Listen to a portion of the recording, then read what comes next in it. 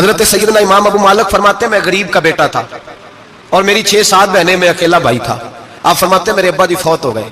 میری امی پکڑ کے مجھے ایک دھوبی کی دکان پہ لے گئی، کہنے لگی اسے کپڑے دھونے کا طریقہ بتا دے، سلیقہ سمجھا دے، یہ بھی ایک چھوٹی سی لانڈری کی دکان کھول لے گا، میری بیٹیوں کا پیٹ پالے گا. دھوبی کہنے لگا ٹھیک ہے، میں 2-3 درہم بھی دوں گا مہینے کے، اور جب کام سیکھ جائے گا تو تنخواہ بڑھ جائے گی. امام ابو مالک رحمت اللہ علیہ فرماتے ہیں میں بہنوں کے لیے روزی کمانے نکلا، میں بیوہ ماں کے سر پہ بوجھ اتارنے کے لیے نکلا، میں غربت کے عالم میں نکلا. رستے میں امام اعظم کا مدرسہ تھا. فرماتے میں وہاں چمکتے چہرے دیکھتا، لیکن اپنی غربت کو دیکھ کے میں آگے بڑھ جاتا، پریشان ہوتا کہ میں کیسے علم حاصل کروں گا. آپ فرماتے ہیں امام صاحب مجھے اکثر دیکھتے. ایک دن امام اعظم باہر نکلے، مجھے کھڑے ہوئے دیکھا تو قریب بلایا، سینے سے لگایا، ماتھا چوما. کیا نام ہے؟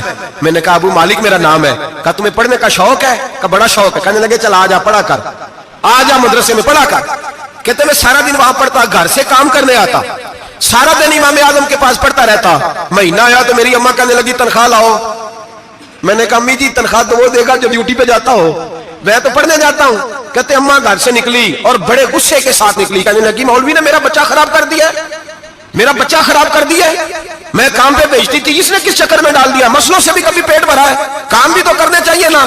کہتے امام اعظم کے سامنے کھڑی ہوئی. امام صاحب بڑے امیر کبیر آدمی، اربوں خربوں پتی تھی، اور پھر اتنے بڑے عالم فقیر، سارا بغداد، سارا کوفہ، سارا مصر سلوٹ کرتا ہے. بی بی آئی اور تیل جملے عورتوں کا طریقہ ہوتا ہے. کہنے لگی مولوی تیری سفید داڑھی، تیرا اتنا نام، تجھے خیال ہی نہیں آیا میں بیوہ عورت ہوں، تو نے میرا بچہ خراب کر ڈالا، میری یتیم بچیاں روٹی کہاں سے کھائیں گی، مسلوں سے بھی کبھی پیٹ بھرا ہے. کہتی اتنے سخت جملے کہے پر قربان جاؤ امام اعظم سنتے رہے اور مسکراتے رہے. کہنے لگے میری غلطی ہے، میری غلطی ہے، میری غلطی ہے، بی بی بھول گیا تھا، غلطی ہو گئی. بی بی کہتے تیری امام صاحب سنتے رہے. جب غصہ اتر گیا تو کہنے لگے اماں تیرا غصہ اتر گیا ہے؟ اتر گیا ہے. کہنے لگے تیرا بیٹا بڑا نیک ہے، تیرا بیٹا بڑا لائق ہے، تو اسے پڑھنے دے. کہنے لگے چپ کر دے مولوی، یہ پڑھے گا تو میں روٹی کہاں سے کھاؤں گی. امام صاحب کہنے لگے مجھے بتائے گی تیرے گھر کا خرچہ کتنا ہے. اس نے ایک لفظ پہ 3 دینار کا، ایک روایت ایسے بھی لکھی ہے بزرگوں نے. کہنے لگی 40 درہم ہے. اور اماں کہتی میں نے جان بوجھ کے زیادہ بتائے، حالانکہ میں کنار کا خرچہ کرتی تھی، لیکن جب کھلا ڈلا کرے تو وہ والا خرچہ بتایا. میں نے کہا 40 درہم خرچہ ہے، تو دے گا؟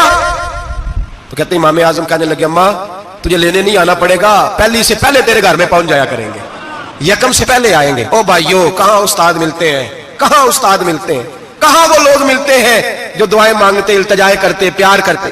گزر گیا وہ دور. اب تو سوٹ لینے کا دور ہے، مٹھائیاں لینے کا دور ہے، ہاتھ ڈلوانے کا دور آیا ہے. اب کون پوچھتا ہے؟ اب تو پوچھتے ہیں تو میرے لیے کیا لایا ہے. حضرت سیدنا امام اعظم ابو حنیفہ رحمت اللہ علیہ 1 دن نہیں، 2 دن نہیں، 4 دن نہیں، 5 مہینے نہیں، 20 سال تک، کہنا آسان، بولنا آسان، سننا آسان، 20 سال تک امام ابو مالک کے گھر میں خرچہ دیتے رہے، وہ پڑھتے رہے. اماں کہنے لگی تو میرے بیٹے کو لگا تو لیا ہے تو پڑھ کے بنے گا کیا. حضرت امام اعظم فرمانے لگے بادشاہوں کے تخت پر بیٹھ کر بادشاہوں کے ساتھ کھانے کھایا کرے گا، ان کے ساتھ بیٹھ کے حلوہ کھائے گا، وقت آئے گا تو دیکھے گی. کہتے ہیں میرے امام انتقال کر گئے، وقت بیت گیا. ہارون رشید نے مجھے بلایا بغداد میں اور کہا میں آپ کو چیف جسٹس بنانے لگا ہوں. کہتے ہیں میں خوشی سے سجدے کرنے لگا، میں چیف جسٹس بنا. میں نے اپنی اماں کو خط لکھا کہ اماں بغداد آ جا، تیرے بیٹے کو اللہ نے بڑی شان عطا کر دی ہے. فرماتے ہیں ہارون رشید کی بیوی بڑی اولیاء کی، علماء کی بڑی فرما بردار تھی، محبت کرنے والی تھی. اس نے حلوہ بنا کے بھیجا، کھانا بنا کے بھیجا. ہارون رشید تخت پہ بیٹھ کے کھانے لگا تو کہنے لگا امام صاحب آپ بھی یہیں آ گئے میرے ساتھ. کہتے ایک کونے میں وہ بیٹھ گیا، ایک میں بیٹھ گیا، بیچ میں کھانا رکھ لیا. اتنی دیر میں میری اماں بھی پہنچ گئی. 2 لقمے کھائے تھے کہ اماں آ گئی. جب اماں نے مجھے تخت پہ بیٹھے دیکھا، ایک یتیم، ایک لوارث، ایک بن باپ کا بچہ، وہ کل تک جو بہنوں کے لیے 4 دینار نہیں لا سکتا تھا، تخت پہ بیٹھ کے جب روٹی کھاتے دیکھا تو اماں تڑپ گئی، روئی، چیخیں ماری. میں نے کہا اماں کیا ہوا؟ کہنے لگی بیٹا مجھے تیرا استاد یاد آ گیا ہے، اس نے کئی سال پہلے کہا تھا اسے دین کا علم پڑھنے دے، اسے فقیہ بننے دے، یہ بہت آگے جائے گا. دیکھ آج اللہ نے تجھے کتنی شان عطا کی ہے. کہا بیٹا یہ کمال تیرا نہیں، یہ امام اعظم ابو حنیفہ کا کمال ہے، یہ ان کا کمال ہے جنہوں نے تمہیں یہاں تک پہنچایا. میرے بھائی اپنی پوری زندگی حضرت امام اعظم ابو حنیفہ نے. آج تو اساتذہ کرام، اساتذہ مجھ سے ایک ٹیچر کہنے لگے حضرت جی دل نہیں لگتا، بے سکونی سی ہے، کچھ بتلائیں.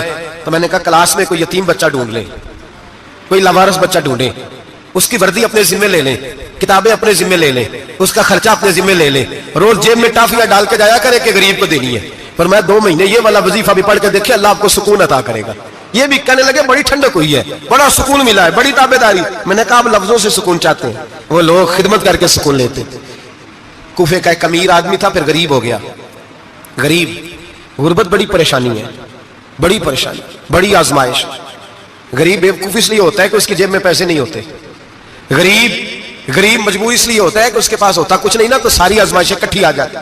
غریب آدمی تھا, محنت مزدوری کرتا لیکن پوری نہ ہوتی. وہ کہتا ایک دن گلی میں ککڑی بیچنے والا آیا. تو میری ایک بیٹی تھی چھوٹی سی, باقی بچے بڑے تھے. چھوٹی ضد کرنے لگی, کہنے لگی ککڑی کھانی ہے, ککڑی. کہتے میں پریشان ہو گیا, دل ٹوٹ گیا. بیٹی نے سوال کیا ہے.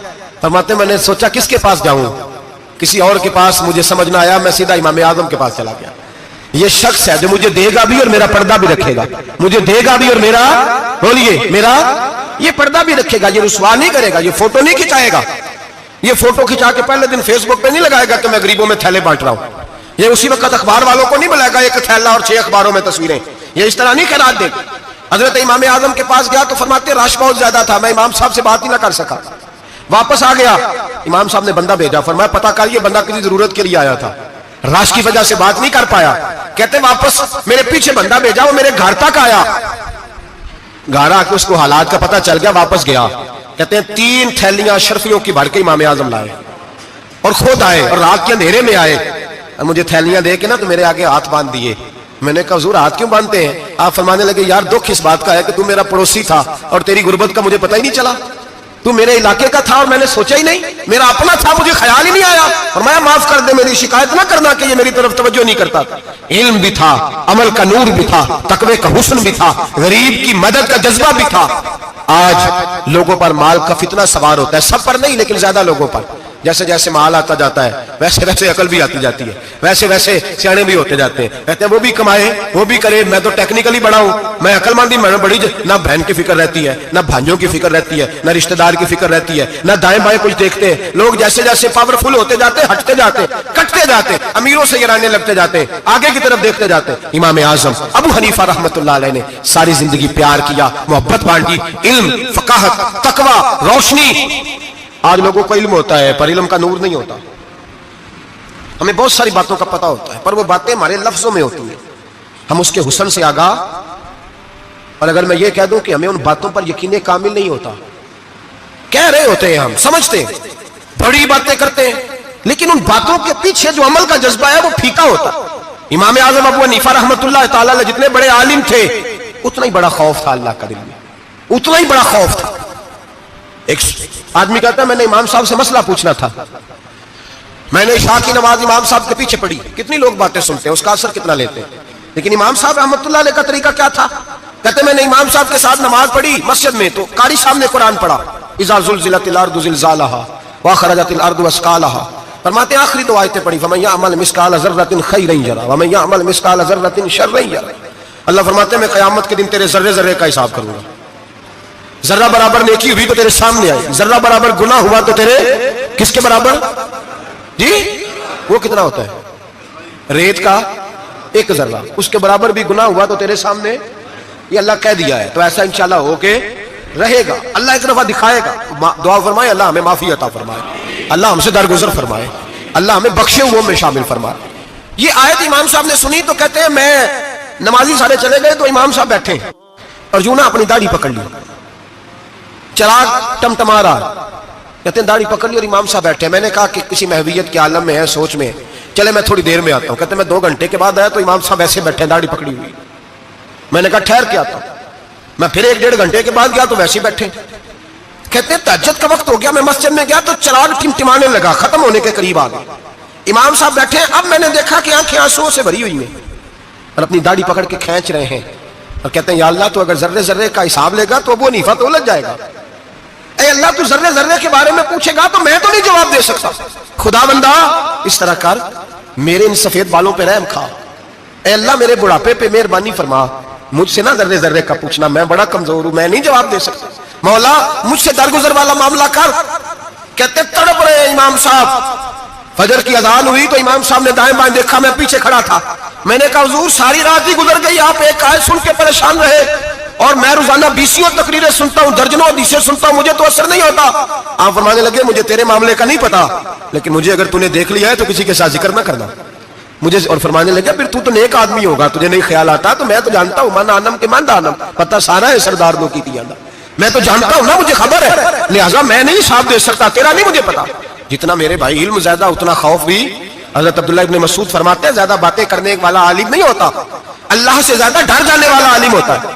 جو آدمی لمبی چوڑی گفتگو کرے وہ فقیہ نہیں, وہ اللہ سے ڈرنے والا نہیں, بلکہ جس کو وہ بات کرے تو تھوڑی کرے, ڈر کے کرے, خوف کے ساتھ کرے, اللہ کی خشیت جس کے دل میں ہو وہ بڑا عالم ہوتا ہے. حضرت امام اعظم ابو حنیفہ رحمۃ اللہ علیہ مالدار تھے اور اپنے مال میں سے حصے نکالتے تھے. امام صاحب فرمایا کرتے تھے میں نے چند ہزار درہم رکھ دیے. حضور کس لیے؟ فرمایا لوگوں کو قرضہ دینے کے لیے. نبی پاک صلی اللہ علیہ وسلم نے فرمایا قرضہ لینے والے کو منع کیا ہے, فرمایا قرضہ ایک قید ہے, بغیر مجبوری کے نہ لینا. اب لینے والے بھی احتیاط نہیں کرتے, فٹافٹ قرضے کے پیچھے بھاگتے. بڑی مجبوری ہو تو قرضہ لیں, فرمایا مقروض قیدی ہوتا ہے, قرضہ لینے سے بچو. اور دینے والے کو کیا کہا؟ فرمایا اگر سامنے والا تنگ دست ہو نا, تنگ دست, تو اسے مہلت دو, جتنی تم مہلت دو گے اللہ اتنے ہی پیسے روز صدقہ کرنے کا ثواب عطا فرمائے گا. اگر تنگ. ایک صاحب مجھے کہنے لگے میں نے رمضان شریف میں نا قرضے کے حوالے سے یا کچھ عرصہ پہلے کسی موقع پر قرض کے حوالے سے کو بات کی. ایک صاحب مجھے کہنے لگے حضرت صاحب دیتے کسی کو لینا ہوئے نا 20,000 تو انہوں ترا کے لئی دے, تو جی 20 کروڑ لینا ہوئے تو پھر نہیں ترایا جاتا. میں نے کہا کیوں؟ کہنے لگے 20,000 والا بندہ ماڑا ہوتا ہے نا, جہاں 20 کروڑ کھا گیا وڈی مگرمچھ ہوتا ہے, انہوں ترایا جا سکتا, وہ دے کے بندے ترلے ہی کر دے چل بھائی کیویں دے سکنا ہے. وہ جو 20,000 والا نا ماڑا بندہ کہتے تو دینے نے کہ تیرا بندوبست کریے, کہتے چل صاحب جمعرات لے آؤ کسی طریقے, جمعرات ماڑا ہے نا. نبی پاک نے کیا فرمایا؟ حضور نے فرمایا تجھے پتہ چل جائے کہ تنگ دست ہے تو مہلت دے, جتنے دن تو اس سے پیسے نہیں لے گا اتنے پیسے روز صدقہ کرنے کا ثواب دیا جائے. اب لوگ جو تگڑی موٹے مگرمچھ ان کو مہلت دیتے ہیں, وہ کہتے ہیں جا جتھو لب دے نہیں ہے, پھر کہتے ہیں نہیں آپ بتائیں آپ کیسے دے سکتے. اور ماڑا بندہ انہیں 2,000 دینا دکان کا, اس کو دکاندار کہتا ہے کل سائیکل لے کے تب گزرنا, میرے آگے سے اگر پیسے دینے ہیں تو میں نے سائیکل رکھ لینا ہے. ڈرنا چاہیے اللہ پاک, ہمیں پتا ہوتا ہے سامنے والا غریب ہے, تنگ دست ہے, مجبور ہے, مہلت دینی. امام صاحب کہتے ہیں میں نے کچھ پیسے رکھے ہوئے تھے, پس منظر یہ تھا کہ غریب لوگ آتے ہیں تو میں ان کی مدد کروں گا. امام اعظم ابو حنیفہ نے ایک بندے سے پیسے لینے تھے اور حال یہ تھا کہ آپ دھوپ میں کھڑے تھے, ساتھ اس بندے کا مکان تھا. لوگوں نے کہا حضرت دیوار کے سائے میں ہو جائے, فرمانے لگے اس سے پیسے لینے ہیں, اگر سائے میں کھڑا ہوا تو سود میں شمار ہو جائے گا, میں اس سے فائدہ نہیں لے سکتا. ایک بندے سے قرضہ لینا تھا, وہ آپ کو دیکھ کے گلی اور دوسری گلی میں چلا گیا, رستہ بدل گیا اور چھپ گیا. امام صاحب رونے لگے, کہنے لگے اے اللہ میں اتنا برا ہو گیا ہوں کہ تیرے بندے مجھ سے چھپنے لگے, اس کو ڈھونڈ کے لائے کیوں چھپتا ہے؟ کہ حضور آپ کے پیسے دینے ہیں. آپ نے فرمایا جا میں نے اللہ کی رضا کے لیے معاف کیے, آج کے بعد چھپنا نہ, اس لیے میں نہیں چاہتا کہ تجھے کوفت ہو, تو میری طرف دیکھ کے چھپنے لگا ہے, میری طرف دیکھ کے. غریب تو بھائی گلیوں میں گھستے پھرتے ہیں کہ کوئی بندہ مل نہ جائے. مقروض آدمی پتہ اس وقت چلتا ہے جب خودکشی کر گیا, پتہ اس وقت چلتا ہے پھر لوگ آتے ہیں اس کے بچوں کو کہتے ہیں فکر نہ کرنا ہم تیرے ساتھ ہیں, تو اس کے ساتھ ہونا تھا, ان کا سایہ بچ جاتا. اب آئے ہو امام اعظم ابو حنیفہ رحمۃ اللہ تعالیٰ علیہ لوگوں کو سہولت دیتے, آسانی دیتے, پیار کرتے, محبت کرتے. ہم لوگوں کا مزاج ایسا نہیں ہے, ہماری اخلاقیات کے اندر وہ حسن نہیں جو ہمارے بزرگ ہمیں دے کے گئے. اور پھر چھوٹی چھوٹی باتوں میں حقوق العباد کا خیال کرتے, چھوٹی چھوٹی باتوں. ہم تو گالی دے کے بھی کہتے ہیں نا چل کیا ہو گیا, گالی دی ہے نا. میں نے دیکھا ہے سائیکل والے کی ٹکر اگر پجارو والے کے ساتھ ہو جائے تو معافی سائیکل والے نے مانگنی ہے, کیونکہ وہ سائیکل پہ بیٹھا ہے نا, اس کی غلطی ہے کہ وہ سائیکل پہ بیٹھا ہے, معافی سائیکل والے نے مانگنی ہے, پجارو والا نہیں مانگے گا. ہو سکتا ہے سائیکل والا اٹھ کے کہے جناب مجھ سے غلطی ہو گئی, مجھے پتہ ہی نہیں تھا کہ آپ تھے, ورنہ میں آپ کے آگے نہ آتا. سائیکل والا مجبور ہے کیونکہ اس کے پاس پجارو نہیں, اور پجارو والا تو شیشہ نہیں نیچے کرتا, کہتا دھوپ آئے گی, گاڑی بڑی مشکل سے ٹھنڈی کی ہے, نیچے اتر کے ملازم کہتا ہے اس کو پوچھو اگر کوئی 200-400 کا نقصان ہوا تو 500 دے دو. مزاج ہے امام اعظم ابو حنیفہ رحمۃ اللہ علیہ, عالم. حقوق العباد کا چھوٹی چھوٹی, آپ کے شاگردوں میں سے کسی کے چہرے پہ شکن آتا تو 20 بار پوچھتے کوئی پریشانی ہے میرے بیٹے کو, کیا ہو گیا. ساری زندگی سایہ دار شجر کی طرح گزاری, ساری زندگی شاگردوں پر مریدوں پر محبت کا سائبان رہا, ٹھنڈی چھاؤں رہی امام صاحب کی. امام اعظم ابو حنیفہ رحمۃ اللہ تعالیٰ علیہ گلی سے گزر رہے تھے, لکڑی کے جوتے پہنا کرتے تھے, کھڑاؤں. ایک نوجوان بچے کے پیر پہ پیر آ گیا تو کہنے لگا امام اللہ سے ڈر جا. یہ لفظ گئے تو امام صاحب کی چیخ ہی نکل گئی, کئی گھنٹے بے ہوش رہے. لوگوں نے کہا حضور کیا ہوا؟ فرمانے لگے تم نے سنا نہیں, چھوٹے چھوٹے جوان بھی کہتے ہیں کہ ابو حنیفہ اللہ سے نہیں ڈرتا, اللہ کی مخلوق کہتی ہے نہیں ڈرتا. اگر یہ کہہ رہے ہیں تو میرا کیا بنے گا. کئی دن روتے گزر گئے. لوگ اس بچے کو لائے, آگے کہنے لگا حضور آپ تو پریشان ہو گئے, میں نے تو محاورتاً کہا تھا. मुहावरा तन कहा था कि आप अल्लाह से नहीं डरते। फरमाने लगे बेटे मुझे मुहावरों का नहीं पता, जब रब के खौफ का नाम आता है तो जुमले सीधे मेरे दिल से जाके टकराते, सीधे दिल से जाके टकराते। गली से गुजर रहे, लकड़ी के जूते पहने, खड़ा हूं, बारिश है, कीचड़ है, एक दीवार के करीब से गुजरे तो थोड़ा सा कीचड़ उड़ के ना तो दीवार पे पड़ गया। यहां ट्राली वाला सारी दीवार तोड़ जाता है और कहता है चलो मैंने कौन सा जानबूझ के किया है। यहां लोगों का घर तोड़ जाते हैं, कहते हैं चलो बताओ कितना खर्चा आया था। फौरी तौर पे लोग मानने को तैयार ही नहीं। इमाम साहब के पैरों से, ये बारीकी समझे, ये हुकूकुल बात का मसला है। जो जानने वाले होते थे उनका ये तर्ज जिंदगी था। कीचड़ उड़ा पैरों से और एक आदमी की दीवार पे पड़ गया। इमाम साहब खड़े हैं, सोच रहे करूं तो क्या करूं। शागिर्द साहब हजरत जी क्या परेशानी है। आप फरमाने लगे मैंने उसकी दीवार गंदी कर दिया, साफ ना करूं तो भी जुल्म है, और अगर साफ करूं तो दीवार कच्ची है। जब साफ करूंगा तो कुछ मिट्टी उतर जाएगी, तो किसी के घर की मिट्टी उतारना यह भी जुल्म है। अब मैं दो परेशानियों में उलझ गया हूं, किधर जाऊं। हजरत जी फिर फरमाया इसके दरवाजे पर दस्तक दो। दरवाजे पर दस्तक दी तो जो बंदा बाहर आया वो मजूसी था, आग की पूजा करने वाला था। इमाम साहब कहने लगे मुझे जानते हो। कहने लगे हुजूर सारा कूफा जानता है, सारा बगदाद जानता है, सारी दुनिया जानती है आप मुसलमानों के इमाम हैं, लोग जानते। आपने फरमाया यार मुझसे गलती हो गई है। वो क्या। आप फरमाने लगे मैं अपने अंदाज में गुजर रहा था, बूढ़ा आदमी हूं, ख्याल नहीं आया, थोड़ा कीचड़ उड़ के तेरी दीवार पे लग गया है। मेरे भाई ये कोई फरिश्ते थोड़ी थे, यही जमीन पे बसने वाले लोग थे, एहतियात वाले लोग थे। हम लोगों ने पता नहीं अपना मिजाज इतना सख्त क्यों बना लिया है। कितने लोगों को लताड़ के, कितनी पगड़ियां उछाल के, कितने हुकूकुल बात ज़ाया करके भी हम उसी तरह के मुतमईन है। कहां से तसल्ली लाते हैं हम, कहां से अपने आप को ठंडक देते हैं, कैसे अपने आप को हम सुकून दे लेते हैं किसी को तकलीफ देके। किस तरह सुकून की नींद आती है जब कोई परेशान होता, क्यों हमारा दिल पत्थर हो गया। आला हज़रत फरमाया करते थे जा किसी से जाके इलाज करा, तेरे सीने में जो दिल धड़क रहा है वो सख्त हो गया, जा किसी से जाके इसकी दवाई खा, मुझे ख्याल ही नहीं आता तड़पते लोगों को देखकर, जा जाके इलाज करा, अगर ऐसे ही मर गया तो हालात तेरे हक में अच्छे नहीं होंगे। हजरत इमाम साहब तड़प रहे हैं और उस शख्स के सामने आहोजारी कर रहे हैं जो मजूसी भी है, गरीब भी है, कच्चे घर में रहता है। फरमाया यार बताओ क्या करूं। इमाम साहब बातें कर रहे हैं तो वो आदमी हैरत में खो गया, कभी दीवार देखता, कभी अपना आप देखता, कभी इमाम साहब को देखता, दाएं बाएं देखता, पसीने आने लगे, पता नहीं क्या सोचों का मद्दोजर चलने लगा, कहां बात गई, कहां तक उसकी सोच गई, कहां पलट के आई। कहने लगा इमाम साहब मैं तो चौक में रहता हूं, रोजाना पता नहीं कितनी गाड़ियां मिट्टी बरसा जाती हैं, कभी कोई नहीं आया, आपको क्या हुआ। आप फरमाने लगे मुझे किसी का नहीं पता, मुझे तो मैंने जो कुरान हदीस पढ़ा है मुझे तो डर आ रहा है, मुझे बता तो माफी देता है कि नहीं, तेरी दीवार साफ होगी कि नहीं। कहने लगा हुजूर दीवार को छोड़े, पहले कलमा पढ़ाए, मेरा दिल तो साफ कर दे। कहने लगा इतना मीठा दीन, इतना प्यारा दीन, इतना खूबसूरत दीन कि गरीब की दीवार पर कीचड़ लग जाए और आपको इतनी तकलीफ हो, मैं इस दीन से दूर क्यों हूं। यहां रोज यूरोप कहता है कि मुसलमान झूठी शादियां करते हैं, दंगा फसाद करते हैं, नेशनैलिटी लेने के लिए झूठ बोलते हैं, जाने किस किस किस्म के लोग पापड़ बेलते हैं, किस किस तरह अपना ईमान बेचते हैं, क्या अंदाज हम इख्तियार करते हैं। हमारे किरदार ने लोगों को मजहब और दीन का बागी बना दिया। हमारे बुजुर्गों का तरीका यह था कि छोटी छोटी बातों का ख्याल करते, छोटी छोटी बातों का। बहुत बड़े आलिम थे, ये सारी नेकियां तो उनकी समाजी थी, फलाही थी, उनकी मुआशरत की नेकियां थी, दुनियादारी। लेकिन जो उनका बाकी का मामला था, चार लोग ऐसे हैं जो हमेशा कुरान पाक एक रात में पढ़ा करते थे। उनमें पहला नाम हजरत उस्मान गनी का है, पूरा कुरान पाक, दूसरा मौला अली शेर खुदा का है, तीसरा हजरत सईद बिन जुबैर का है, चौथे इमाम आजम अबू हनीफा हैं जो एक रात में पूरा कुरान पाक पढ़ दिया करते। जिस जगह इमाम आजम की कब्र बनी हुई है ना, आजमिया एक महल्ला है बगदाद का, उसका नाम ही आजमिया, इमाम साहब के नाम, जहां कब्र बनी हुई है, वहां बैठ के इमाम आजम अबू हनीफा ने 60 मरतबा कुरान पाक खत्म किया, खुद पढ़ा, खुद फरमाया यहां मैंने दफन होना। उस जगह 60 कुरान पाक पढ़े। रमजान का महीना आता था तो इमाम साहब एक कुरान पाक दिन में पढ़ते थे, एक रात को पढ़ा करते थे, एक कुरान पाक सुनाया करते।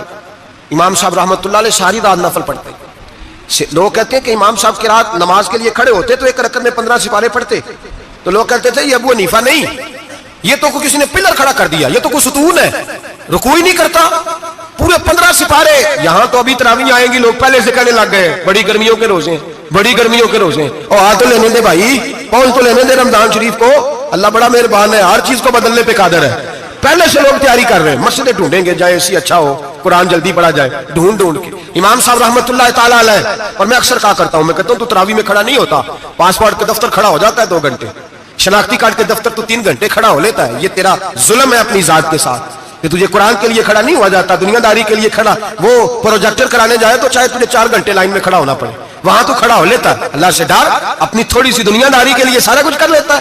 حضرت امام صاحب رحمۃ اللہ تعالی علیہ تقویٰ اور طہارت کے پہاڑ 55 حج کیے امام اعظم نے۔ کتنے؟ 55 حج فرمائے۔ آج ایک مشقت والا کام ہے، جدوجہد والا کام ہے، جوان بھی تھک جاتے ہیں، کہتے ہیں بڑا مشکل ہے جی، اور جتنا مرضی آسان ہو گیا قیامت تک اس نے مشکل ہی رہنا ہے، اس لیے کہ یہ ایک مجاہدہ ہے۔ 55 حج کیے، آخری حج پہ گئے تو کعبے کے مجاور کو کہنے لگے ذرا کھول نہیں دیتے کعبے کا دروازہ، میرا اندر جانے کو دل کرتا ہے۔ اس نے دروازہ کھولا، اندر گئے تو کہنے لگے خدایا، 2 جملے کہے، کہنے لگے اے اللہ جتنا تو نے مال دیا تھا میں اتنا شکر نہیں ادا کر سکا، اور جتنا تو نے علم دیا تھا میں اتنا عمل نہیں کر سکا، اب بوڑھا ہو گیا ہوں، مہربانی کرنا مجھ سے درگزر والا معاملہ کر، اور اے اللہ اگر تو مجھے بتا دے کہ تو راضی یا ناراض ہے تو میں ذرا سکون سے مر جاؤں۔ کہتے کعبے کی دیواروں سے آواز آنے لگی ابو حنیفہ تیرا رب تجھ سے بڑا راضی ہے۔